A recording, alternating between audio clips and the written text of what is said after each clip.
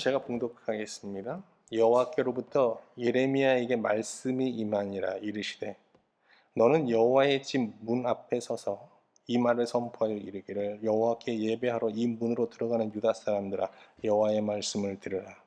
만군의 여호와 이스라엘의 하나님께서 이와 같이 말씀하시되 너희 길과 행위를 바르게 하라. 그리하면 내가 너희로 이곳에 살게 하리라. 너희는 이것이 여호와의 성전이라 여호와의 성전이라 여호와의 성전이라 하는 거짓말을 믿지 말라. 너희가 만일 길과 행위를 참으로 바르게 하여 이웃들 사이에 정의를 행하며 이방인과 고아와 과부를 압제하지 아니하며 무죄한 자의 피를 이곳에서 흘리지 아니하며 다른 신들 뒤를 따라 화를 자초하지 아니하면 내가 너희를 이곳에서 살게 하리니 곧 너희 조상에게 영원 무궁토록 준 땅이니라.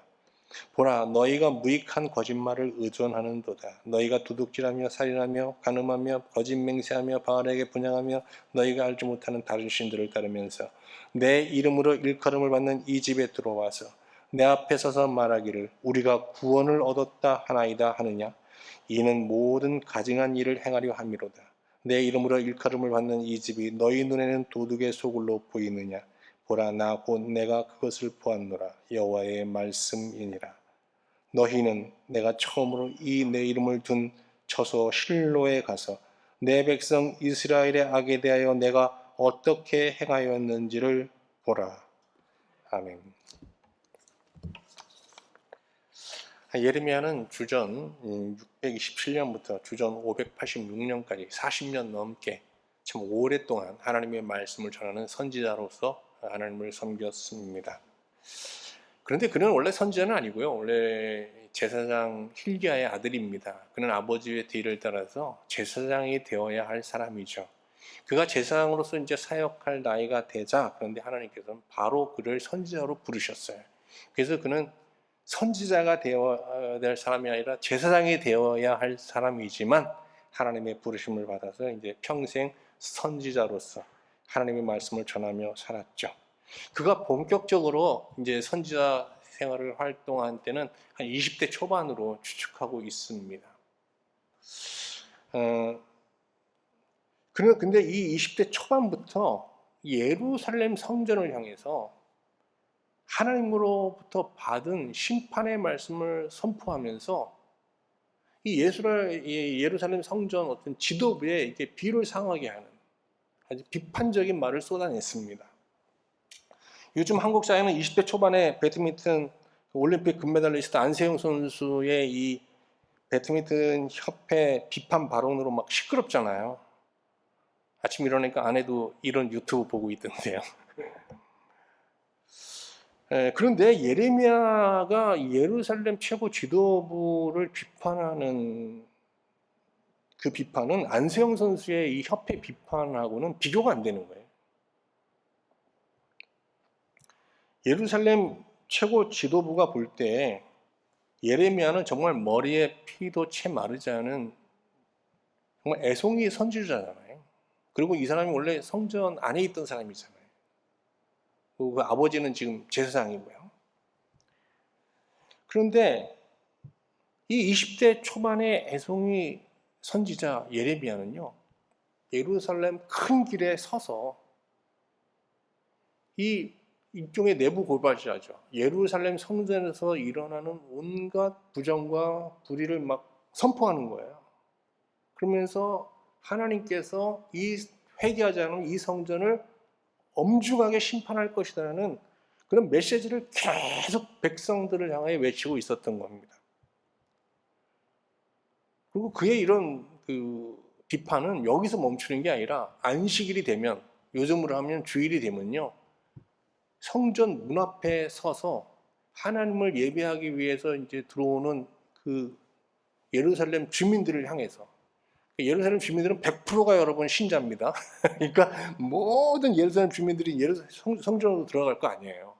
시간을 두고. 그들을 향해서요, 이렇게 외쳤어요. 이 성전에는 하나님이 떠나고 없다라고 외쳤던 겁니다. 한번 볼까요? 7장 2절 보세요. 너는 여호와의 집 문에 서서 이 말을 선포하여 이르기를 여호와께 예배하러 이 문으로 들어오는 유다 사람들아 여호와의 말씀을 들으라 그랬잖아요. 그럼 어떤 말을 선포했냐 하면요. 4절로 가보세요. 너희는 이것이 여호와의 성전이라 여호와의 성전이라 여호와의 성전이라 하는 거짓말을 믿지 말고. 무슨 말입니까? 이 성전에는 하나님이 떠나시고 없다라는 얘기예요. 하나님도 계시지 않는 이 성전에 왜 예배하러 들어가냐고 하면서 그들에게 이 성전 출입을 가로막고 있었던 거예요. 이에 예루살렘 성전 지도부는 예레미야를 이단자로 정죄하고 그들이 내릴 수 있는 모든 경고 조치를 다 내렸겠죠. 그럼에도 불구하고 그의 심판 예언은 멈추지 않았거든요. 이로 인해서 예레미야는 이제 노령의 애굽에서 이제 생을 마치게 되는데 그때까지 여러 번 죽음의 고비를 맞고 여러 번 옥에 갇히는 정말 고난의 인생을 살게 됩니다. 이렇게 예레미야는 예루살렘 성전에서 하나님이 이 성전을 떠나고 여기에는 하나님이 계시지 않다, 하나님이 없다라고 외쳤는데요. 그러면 예레미야가 하나님께서 예루살렘 성전을 떠난 근거로 제시하는 것들은 무엇이냐 하는 거예요. 두 가지 근거를 제시하는데 하나는 이 성전에서 드리는 예배, 거짓 예배라는 거예요. 그래서 하나님이 떠나셨다는 거고요. 또 이 성전에서 제사장과 선지자가 하나님의 말씀을 선포하고 있는데 그 말씀이 거짓이기 때문에 떠났다는 겁니다. 그러니까 왜 떠난 거예요? 하나님께서 거짓 예배와 거짓 말씀 선포 때문에 떠나셨다라는 거죠. 이런 말씀을 전하면서 예레미야는 하나님 앞에 나가서 기도합니다. 하나님, 이 하나님이 떠난 이 예루살렘 성전의 미래는 어떻게 되는 것입니까? 라고 묻는데 이때 하나님께서 직답을 피하시고 실로에 내려가라. 그래서 실로에 가서 실로를 내가 어떻게 심판했는지 그 실로의 패망사를 공부해라. 그러면 네가 묻는 질문에 대한 답을 얻게 될 것이다. 이렇게 말씀하십니다. 한번 12절을 보세요. 12절 보면 나오죠. 너희는 내가 처음으로 내 이름을 둔 처소 실로에 가서 내 백성 이스라엘의 악에 대하여 내가 어떻게 행하였는지 보라. 오늘 저는 여러분과 함께 예루살렘 성전을 하나님께서 떠나신 두 가지 이유와 그리고 예레미야에게 실로에 가서 공부하라고 한 이 실로의 패망사에 대해서 이제 차례로 살펴보면서 하나님의 은혜를 나누고자 합니다. 먼저 하나님이 예루살렘 성전을 떠나신 첫 번째 이유, 거짓 예배에 대해서 살펴보겠습니다. 이 부분에서 우리가 드리는 우리는 좀 어떤 예배를 드리고 있는가? 혹시 우리도 거짓 예배를 하나님 앞에 드리고 있지는 않은가 하면서 우리의 예배 생활을 한번 예배를 좀 하나님 앞에서 깊이 돌아보는 시간이 되었으면 좋겠습니다. 예레미야 시대에는요, 하나님은 성전에 계시지 않고 성전을 떠나셨습니다. 그 이유는 자기 백성들이 이 안식일마다 성전에 와서 거짓으로 하나님을 예배했기 때문입니다. 그러면 하나님은 어떤 이유로 그들이 드리는 예배를 거짓 예배로 단정하신 것일까요? 뭔가 예배 의식에 문제가 있었던 것일까요? 하나님께서 명하신 그런 규례대로 뭔가 제사장들이나 레위인들이 이게 제사를 잘못 드려서 하나님께서 떠나신 걸까요? 아니면 어떤 정성과 열정이 부족했기 때문에 떠난 걸까요? 아니면 그들의 집은 화려하게 살면서 성전을 초라하게 만들고 너무 성전이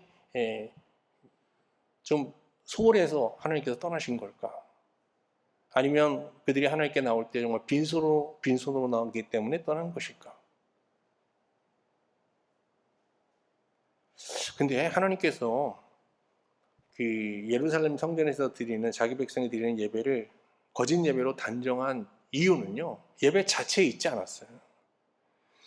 하나님께서 그들이 드리는 예배를 외면하신 결정적인 이유는요, 그들이 성전 밖에서 살았던 6일의 삶, 6일의 그 부정한 삶 때문이었던 겁니다. 하나님께서 자기 백성들이 드리는 예배를 통해서 받고자 하시는 최고의 선물은 6일 동안, 지난 6일 동안 정말 신자로서 바른 길을 걸으며 바르게 산 6일의 순종의 삶이거든요. 이게 하나님이 받으시는 최고의 예물이에요. 한번 말씀을 볼까요? 7장 3절 말씀이에요. 만군의 여호와 이스라엘의 하나님께서 이와 같이 말씀하시되 너희 길과 행위를 바르게 하라. 그리하면 내가 너희로 이곳에 살게 하리라. 그러면 너희가 바른 길로 바르게 행하면서 6일을 살았다면 내가 이 예배에 왜 떠나고 왜 이 성전을 떠나겠느냐. 이 예배를 받고 너희와 함께하고 임마누엘 할 것이다 라는 말씀인 거예요. 이 말씀에 비춰볼 때 진정 참된 예배는 어디서부터 시작하는 거예요? 지난 6일의 삶을 하나님 앞에서 깊이 돌아보는 자기 성찰로부터 예배가 시작되는 거예요. 오늘 여러분들이 이제 이 주일날 아침에 일어나서 예배 드리기 전에 정말 지난 6일을 하나님 앞에 이렇게 곰곰이 돌아보면서 뭔가 여러 가지 떠오르는 게 있어서 하나님 죄송합니다. 제가 정말 미숙했습니다. 뭐 이러면서 좀 회개하는 마음으로 여기 예배 자리로 나오셨다면 이미 예배는 시작된 거예요. 하나님은 이미 여러분의 예배를 여러분 그냥 생각과 마음속에 이미 그걸 예배로 받으시고 이미 함께하고 계시는 거예요. 우리가 지난 6일의 삶을 돌아보면서 하나님의 백성답게 살지 못한 죄를 회개하고 하나님 앞에 이제 용서를 구할 때 하나님께서 그러면 어떻게 하시냐? 괜찮아 하시면서 우리를 가만히 안아주시고 우리를 위로하시면서 격려해 주시는 거예요. 그리고 우리 안에서 하나님의 백성답게 살아보려고 막 몸부림쳤던 그런 노력들, 흔적들을 이렇게 찾아내시고 정말 이게 무슨 할아버지가 손주를 보고 마냥 기뻐하듯이 마냥 기뻐하시면서 우리를 응원하시면서 막 사랑을 부어주시는 거거든요. 이게 예배고 이게 우리가 예배를 통해서 받아야 할 은혜인 거예요.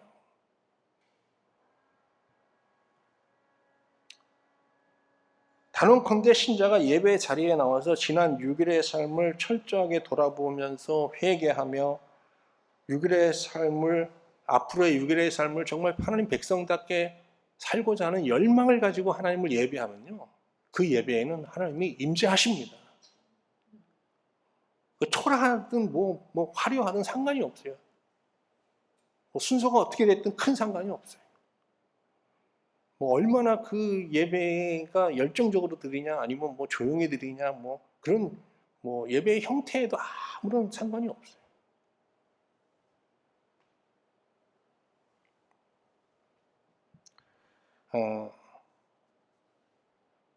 그러면 하나님께서 우리에게 기대하시는 그 6일 동안의 어떤 순종, 바른 길과 바른 행위로 사는 순종의 삶이란 구체적으로 어떤 것일까요? 먼저 이 바른 길에 대해서 한번 생각해 보세요. 바른 길이란 건 대단한 게 아니에요. 우리의 본성을 부정하면서 하나님의 마음으로 살아보려고 몸부림치는 것. 이게 바로 뭐예요? 이게 바른 길이에요. 예수님은 이 길을 뭐라고 하세요? 자기 부인의 길, 자기 십자가를 지고 나를 따르라 그랬잖아요. 이게 자기 부인하는 거예요. 자기 본성을 부정하면서 사는 거예요. 그러면 하나님께서 기대하시는 바른 삶이란 어떤 거냐? 바른 행위란 어떤 거냐? 그것도 역시 대단한 게 아니에요. 하나님께서 기대하시는 바른 행위라는 게 자기 백성들에게 요구하시는 바른 행위라는 게 먼저 기본적으로 자기 부인의 기조 아래에서 자기 본성을 부정하는 기조 아래에서 가능하면 하나님의 마음과 하나님의 눈으로 사람들을 바라보면서 자기 이익을 위해 다른 사람을 속이지 않고 정직하게 대하며 그러니까 우리가 사회생활을 정직하게 해야 되는 거죠. 정직한 이익을 취해야 되는 거죠. 그게 가장 기본이고요. 그리고 가능하면 좀 사람들을 더 따뜻한 마음으로 더 좀 촉촉한 마음으로 긍휼의 마음으로 대하는 것이고 특히 고아와 과부 유대 사회에서는 이방인들도 굉장히 이제 취약한 사회 계층이거든요. 이런 사회적 약자들을 업신여기거나 이용의 대상으로 삼지 않고 존중하면서 대하는 거. 그러면 하나님께서 뭐 훌륭하다고 그러지 않지만 오케이 하고 우리의 삶을 순종의 삶으로 받아주시는 거예요. 한번 볼까요? 예레미야 7장 5절 6절 말씀에 너희가 만일 길과 행위를 참으로 바르게 하여, 이게 지금 뭐예요? 하나님이 우리에게 기대하시는 바른 길과 바른 행위가 뭔지 설명하는 거예요. 뒤에 보세요. 어떤 거예요? 이웃들 사이에 정의를 행하며 사람들을 속이지 않고 정직하게 거래하는 거예요. 기본적으로. 이방인과 고아와 과부를 압제하지 아니하며 사회적 약자를 이용하거나 업신여기거나 뭐 무시하지 않는 거예요. 그리고 그들 존중하는 거죠. 그리고 무죄한 자의 피를 이곳에서 흘리지 아니하며 다른 신들 뒤를 따라 화를 자초하지 아니하며. 하나님께서 요구하는 게 뭐 대단한 게 아니에요. 그러나 예레미야 시대 예루살렘 성전 신도들은 하나님을 이렇게 예배하지 않았어요. 그들은 6일간 자기 본성에 입각해서 자기를 위해 살다가 성일이 되면 성전에 몰려와서 하나님께 예배하면서 하나님께 자신이 바라는 것들을 막 열거하며 그 구원을 구했어요. 그리고 하나님께서 응답해 주시기를 예배의 자리에 나와서 아주 간절히 간구했죠. 이때 성전 선지자들은 역할이 뭐예요? 그렇게 부정한 실존으로 살고 돌아온 자들을 왜 죄를 하나님의 말씀으로 폭로시켜야 되잖아요. 그리고 사람들이 자기 죄를 자각하고 막 참회할 때 제사장들은 어떻게 해야 돼요? 이 피해 제사를 통해서 그들의 죄를 사해줘야 되는 게 이제 제사장의 본분이죠. 그러나 예레미야 시대 예루살렘 성전 내에 있는 제사장과 선지자들은 자신들의 본분을 완전히 망각하고 있었던 거예요. 그들은 신도들이 6일간 자기 본성대로 살면서 온갖 죄를 가지고 이렇게 예배 자리에 나왔을 때 이걸 크게 문제 삼지 않았어요. 그냥 이 예배 자리에 나온 것만으로도 그의 죄들을 사해질 수 있다고 얘기하고 그들이 하나님께 바라는 구원을 막 기원해 줬어요. 예배하는 모든 자에게 죄사함을 선포하면서 그들이 바라는 것들을 하나님의 말씀을 통해서 응답으로 주면서 막 구원을 선포한 거죠. 그래서 이런 예배를 통해서 이 예루살렘 성전의 이 신도들은 마음에 있는 어떤 죄책감, 미래에 대한 불안감을 밀어내고 그 선지자와 제사장들이 주는 죄사함의 은혜와 또 뭐 그들이 기원해주는 또 축복해주는 말씀을 통해서 나름 지난 6일보다는 앞으로의 6일이 더 나을 거라는 희망을 갖고 세상을 향해 나갔어요. 그리고 그걸 뭐라고 그랬냐? 은혜라고 생각했어요. 오늘 은혜 받았어. 그러고 나가는 거죠.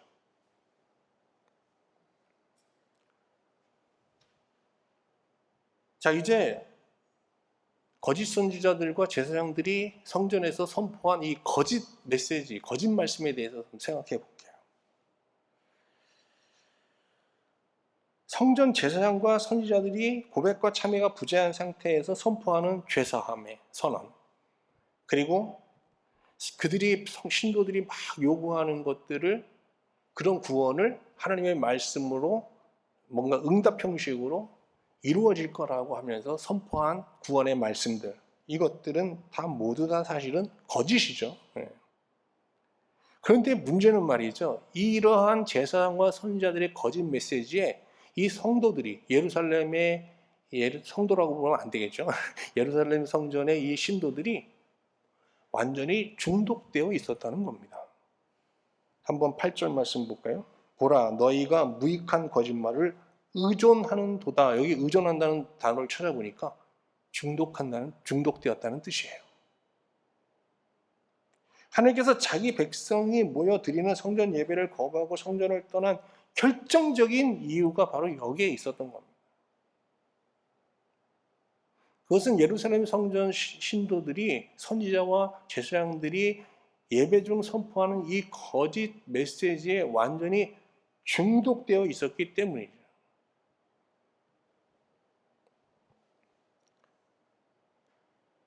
그리고 나름 그들은 이곳에서 이런 거짓 메시지를 통해서 마음의 평안과 희망을 갖고 그걸 은혜라고 하면서 이제 만족하여 돌아갔던 거예요, 일상으로. 이에 예레미야는 이들이 무익한 거짓말에 의존하여 거짓 평안과 거짓 희망에 속고 있다고 외치면서 이렇게 이제 강력한 말씀, 하나님의 말씀으로 예루살렘 성전을 비판하고 있었던 것입니다.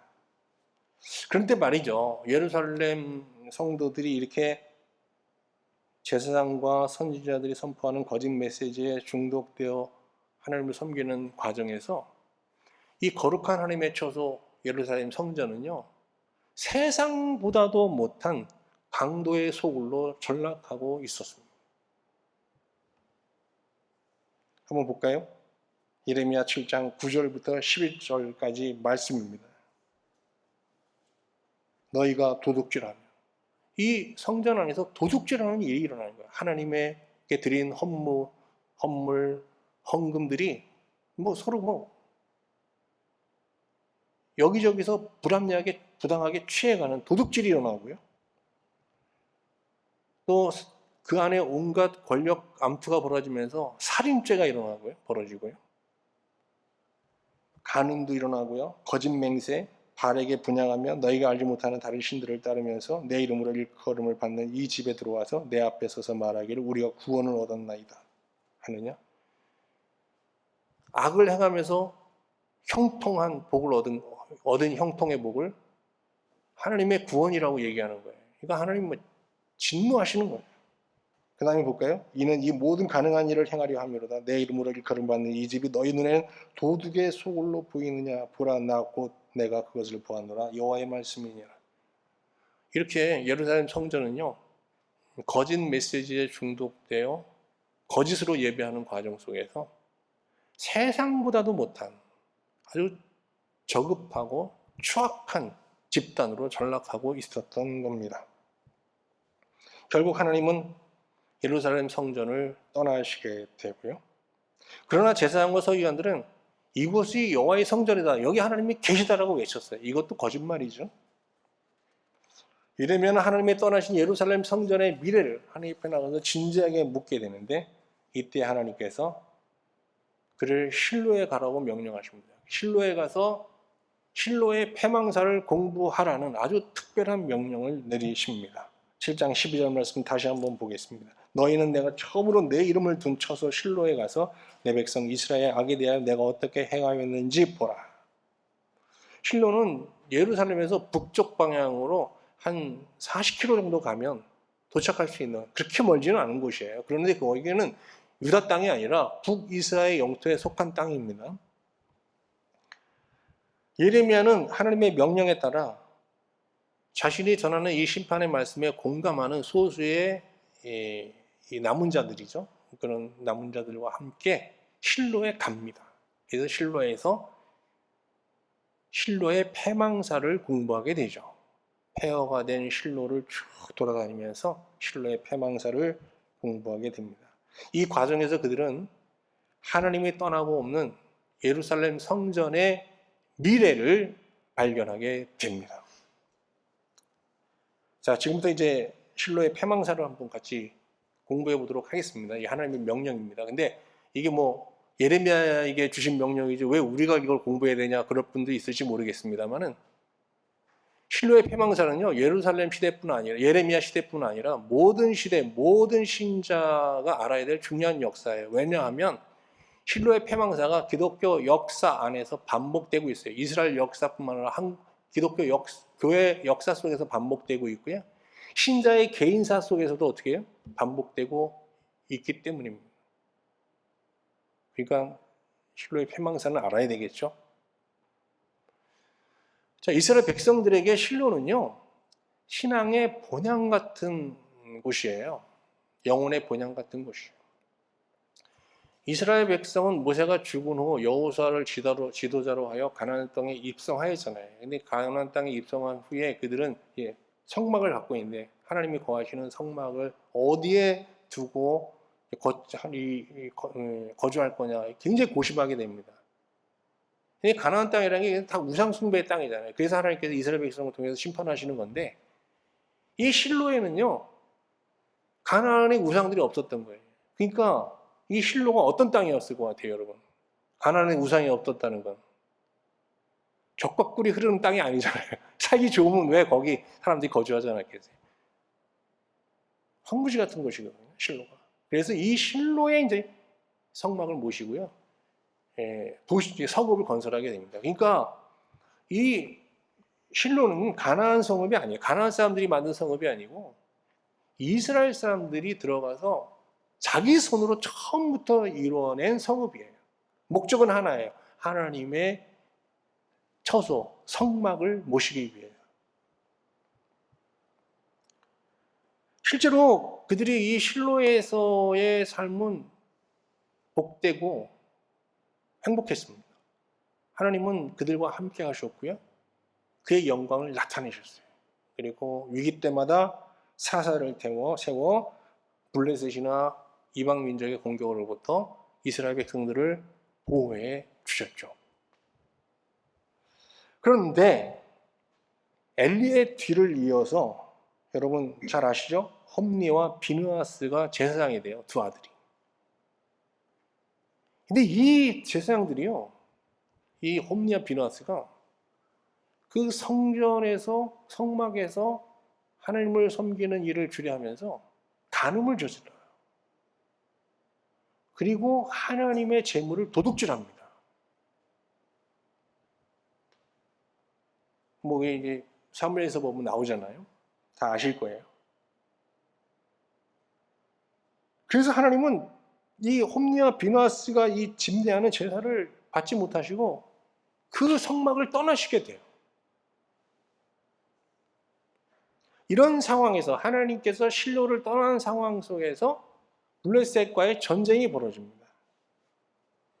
이 전쟁에서 이스라엘은 처음으로 큰 참패를 하게 되는데 병사 4,000명을 잃었어요. 어마어마한 패배죠. 그러자 지도자들이 모여서 왜 우리가 하나님의 백성 이스라엘이 왜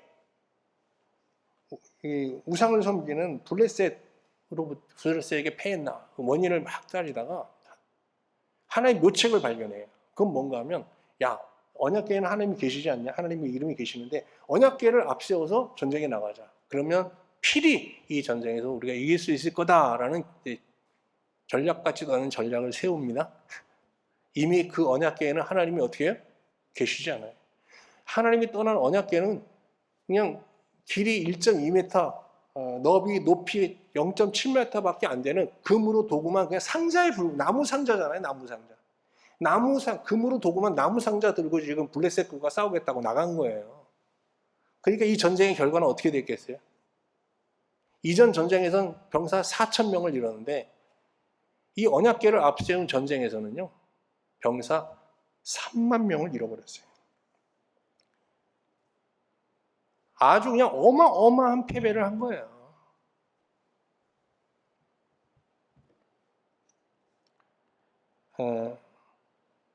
여기서 이 패배는 끝난 게 아니라 언약궤를 메고 나갔던 이 엘리의 제사장 두 아들 홈니와 비느하스가 죽임을 당하고요. 이 소식을 엘리 제사장이 있는데 엘리 제사장은 이 소식을 듣고 충격을 받아 뒤로 넘어지는데 뇌진탕으로 죽습니다. 엘리의 며느리는 시부와 남편이 모두 죽었다는 말을 듣고 그때 마침 이제 상고에 일어나서 자식을 낳게 돼요. 그래서 아들을 낳는데 산파들이 아들을 낳았다고 하면서 이 며느리를 위로합니다. 그랬더니 이 여인이 아들의 이름을 이가봇이라고 지으면서 슬퍼합니다. 꼭 기억하십시오. 한번 따라해봅시다. 뭐라고요? 이가봇. 이가봇이라는 뜻은 뭔가 하면 영광이 없다. 영광의 부재를 뜻하는 거예요. 이게 무슨 말입니까? 이 여인은 자기 집과 이스라엘이 임한 재앙이 모두 하나님의 영광이 실로에서 떠난 데서부터 비롯된 것임을 깨달았던 것이죠. 자기 남편 홈니와 또 가족들이 하나님을 망령되이 섬기다가 당한 재앙이라는 것을 인정한 거예요. 실로의 피망사는 모든 시대 모든 신자가 잊지 않고 기억해야 할 아주 중요한 진리거든요. 그래서 제자 아삽은 이것을 시로 남겼어요. 우리가 시편에 보면 아삽의 시가 많잖아요. 시편 78편을 한번 가보세요. 이게 아삽의 시인데요. 58절, 64절 내용 한번 보겠습니다. 이게 실로의 패망사를 요약한 내용이거든요. 제가 한번 읽어보겠습니다. 자기 산당들로 그의 노여움을 일으키며 그들의 조각한 우상들로 그를 진노하게 하였음에 하나님이 들으시고 분내어 이스라엘을 크게 미워하사 사람 가운데 세우신 장막 곧 실로의 성막을 어떻게 해요? 떠나시고. 이게 뭐예요? 이가봇이에요. 떠난 거예요. 그가 그의 능력을 포로에게 넘겨주시며 그의 영광을 대적의 손에 붙이시고 그가 그의 소유 때문에 분내사 그의 백성을 칼에 넘기셨으니 그들의 청년은 불에 살라지고 그들의 처녀들은 혼인 노래를 들을 수 없었으며 그들의 제사장들은 칼에 엎드려지고 그들의 과부들은 애곡도 하지 못하였도다. 그래서 결코 우리가 뭐 다른 죄도 짓지 말아야 되지만 하나님의 영광을 떠나게 하는 그 죄만은 결코 지어서는 안 된다. 이런 아주 강력한 메시지가 이 실로의 패망사 속에 담겨 있죠. 그런 교훈이. 아무튼 예레미야와 소수의 남은 자들은 실로에 가서 실로의 패망사를 회고하는 가운데 공부하는 가운데 하나님의 영광이 떠난 예루살렘이 맞게 될 미래를 보게 됩니다. 그들이 본 예루살렘 성전의 미래는 어떤 것이었을까요? 끔찍한 것이었죠. 실로의 멸망을 보면서 그들은 하나님이 떠난 이가봇의 실존에 있는 예루살렘 성전도 머지않아 우리의 적군의 손에 의해서 완전히 없음이 되겠구나 하는 비극적 미래를 직면하게 된 겁니다. 실제로 예레미야와 남은 자들이 이 실로에 내려가서 실로의 패망사를 공부한 이후 한 30년 후 예루살렘 성전은 바벨론 신흥제국 바벨론에 의해서 완전히 멸망당합니다. 그리고 예루살렘의 유력한 자들은 모두 바벨론의 포로로 잡혀가게 되죠. 이스라엘 역사상 가장 비참한 가장 혹독한 하나님의 심판을 받게 되는 겁니다. 원인은 뭐예요? 하나님의 영광을 떠나게 한 죄 때문에 이가봇의 죄 때문인 거죠. 이제 말씀을 마치겠습니다. 자, 실로에 가서 예루살렘의 이 불운한 미래, 끔찍한 심판의 미래를 직면한 예레미야와 소수의 남은 자들은 이후에 예루살렘에 돌아와서 어떻게 하나님을 섬겼을까요? 그들의 신앙에는 어떤 변화가 있었을까요? 저는 적어도 이 실로의 패망사를 공부하면서 예루살렘 성전의 비극적인 미래를 본 이 소수의 남은 자들은 적어도 말이죠. 한 신앙에 한 5가지 정도의 변화는 있었을 것 같아요. 먼저는 예배 때마다 하나님을 떠나게 한 이가봇의 죄를 회개하면서 다른 무엇이 아닌 하나님이 주신 그 무엇이 아닌 하나님 자체를 구했을 것 같아요. 하나님의 영광 말이죠. 그리고 그전에는 예배를 중시했을 텐데 예배만 중시했을 텐데 이후에 그들은 예배와 더불어서 이제 하나님의 계명에 입각해 사는 6일의 삶이 얼마나 소중한지를 깨닫고 이 6일의 삶을 정말 좀 신자답게 살 수 있기를 기도하면서 일상의 삶 속에서 좀 변화가 있었을 것 같아요. 그렇지 않아요? 네. 그리고 세 번째 변화는 이들은 성전 선지자들과 제사장들이 전하는 메시지에 중독돼 있잖아요. 그 말씀을 듣고 힘을 얻고 그 말씀으로 인하여서 위로를 받는 약간 이게 말씀의 거짓 예언이지만 거짓 말씀에 중독되어 있었던 사람들인데 이후에는 하나님께 이제 영적인 분별력을 구하면서 정말 하나님으로부터 온 그 말씀, 성경을 통해서 우리에게 주시는 그 세미한 하나님의 음성을 듣는 일에 좀 더 몰입했을 것 같아요. 네 번째는요, 그들이 이제 박해를 받았을 거 아니에요. 다수의 그 성전 예배자들로부터 이상한 사람으로 취급받으면서. 그래서 그들은 이 삶 속에서, 이 신앙 공동체 속에서 당하는 여러 가지 핍박과 비난과 조롱을 이겨낼 수 있는 그런 위로와 은혜를 하나님께 구했겠죠.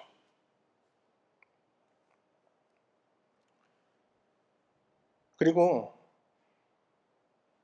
그들은 앞으로 닥치게 될 그 혹독한 심판을 견뎌낼 수 있는 인내와 어떠한 위협 속에서도 하나님이 주신 이 신앙을 지킬 수 있는 단단한 마음, 즉 평강을 구했을 것 같아요. 자, 이제 우리가 지금 드리고 있는 예배를 한번 돌아볼까요? 여기에 하나님이 지금 우리 예배를 받으시며 함께하고 계실까요?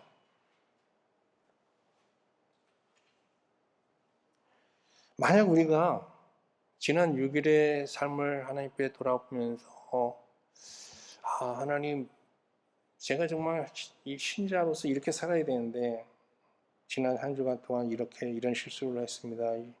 또 원치 않게 내가 이런 사람한테 아픔을 주었습니다. 미숙했습니다. 이렇게 회개하는 마음으로, 그리고 앞으로의 6일을 정말 좀 신자답게 좀 바르게 살 수 있는 은혜를 정말 구하는 마음으로 이 시간 여러분 예배하고 있다면 이 예배에는 하나님이 분명 함께 하신 줄로 믿습니다. 그리고 우리가 지금 같이 보는 이 말씀이, 듣고 있는 이 말씀이 그냥 우리가 듣고 싶은 말을 전하는 사람으로부터 나온 말이 아니라 정말 이 성경에서 하나님의 사람들을 통해서 하나님께서 말씀하시는 그 하나님의 말씀을 듣고 있다면, 그리고 그 말씀에 우리가 귀를 기울이고 있다면 이 예배는 하나님이 받으시는 예배가 분명한 것이죠.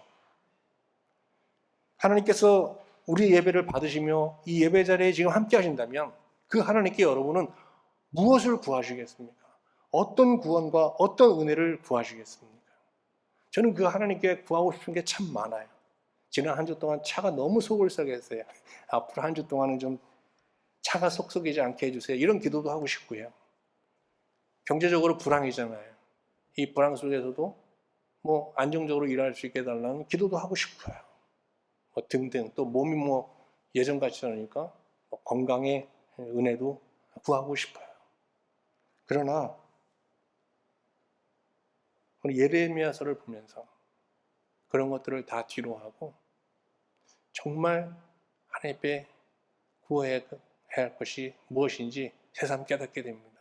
그것은 앞으로 이 한 주 동안 정말 하나님의 백성답게, 하나님의 신자답게 바르게 살 수 있는 믿음을 구하고 싶은 거고요. 그리고 어떤 위협과 어떤 세상의 유혹에도 굴하지 않고 의연하게 이 세상을 하나님의 마음으로 바라보며 살아갈 수 있는 아주 단단한 마음, 곧은 마음, 평강을 구하고 싶습니다. 여러분도 그러시죠? 이 예배를 통해서 여러분에게 믿음과 평강의 은혜가 충만하시기를 주님의 이름으로 축원합니다. 그래서 여러분, 오는 한 주는요, 지난 6일보다 우리가 맞게 시작하는 이 6일은요, 더 평안하고 더 안전한 한 주를 살지는 못할 거예요. 그렇지만 분명한 것은 참된 예배를 함께 드리고 간 자들은 지난 6일보다는 앞으로의 6일 더 신자답게, 더 하나님 백성답게, 더 하나님을 마음에 모신 그리스도인답게 사는 변화와 성숙의 열매가 있게 될 줄로 믿습니다.